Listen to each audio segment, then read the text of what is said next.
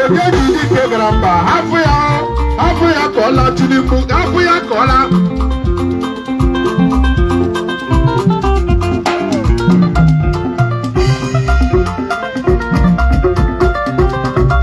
Onye ji dike gara mba hapụ ya ka ọ laa. Nnamdị Kanụ ụlọ ghara akọ ka ọ na-ebi ọbara mgbazi ebe alụ Tinubu ọbara mgbazi ebe Chineke kpọrọ ọkụ.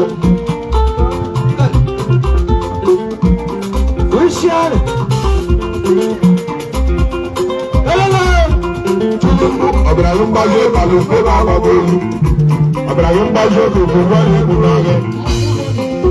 The first sentence.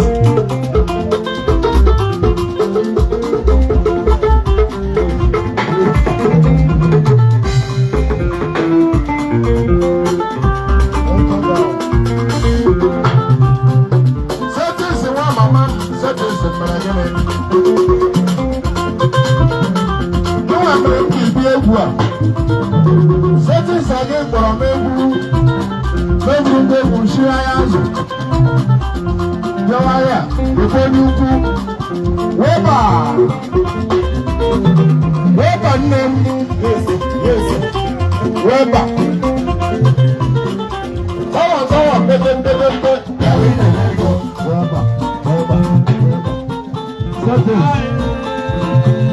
Settings in them.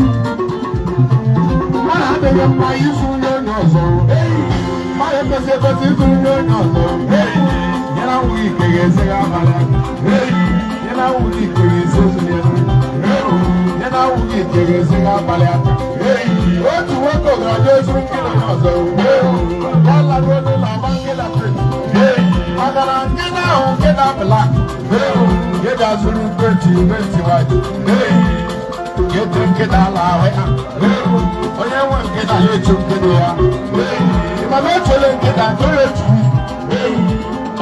ọ na-echefu nke ya ọ na-adị isi na-eji ime afọ ya fụta n'ụzọ hụ nke na ya otu ya ekele nke na abụla onye eze nne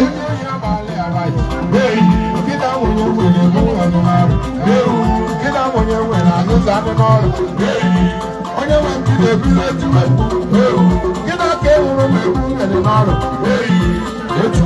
whiskey maka na awa gbeda ahụ whiskey achọrọ mmanụ whiskey macha na ozugbo nkeda ahụ nyụrụ whiskey n'ọnụ ya ozugbo nkeda nyụrụ whiskey n'ọnụ ya ozugbo nụ whiskey n'ọnụ ya ozugbo nkeda nụ whiskey n'ọnụ ya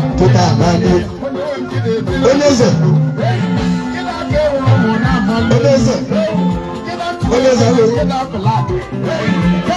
Thomas.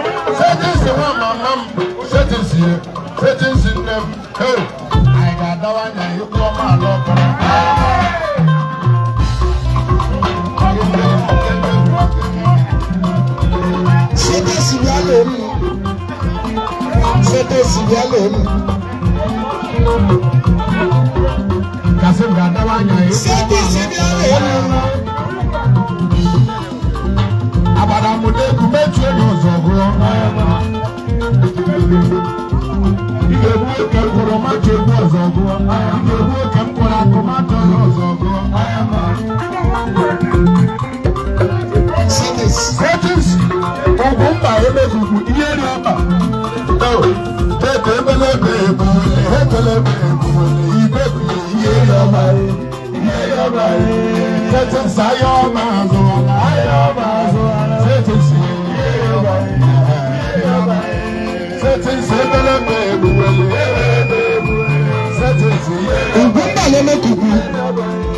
we got a good settings, so we got a settings.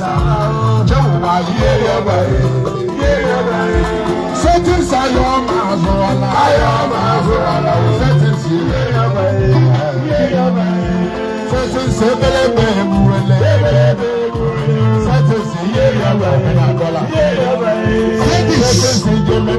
settings, settings, when I saw we hear your bed, when I saw we hear your bed, Jehovah, hear your bed, okay, you settings, okay, you settings, hear your bed, settings is it what you, settings is it what you, Jehovah, hear your bed, hear your bed, here's your day, settings. Ogumba, Moni.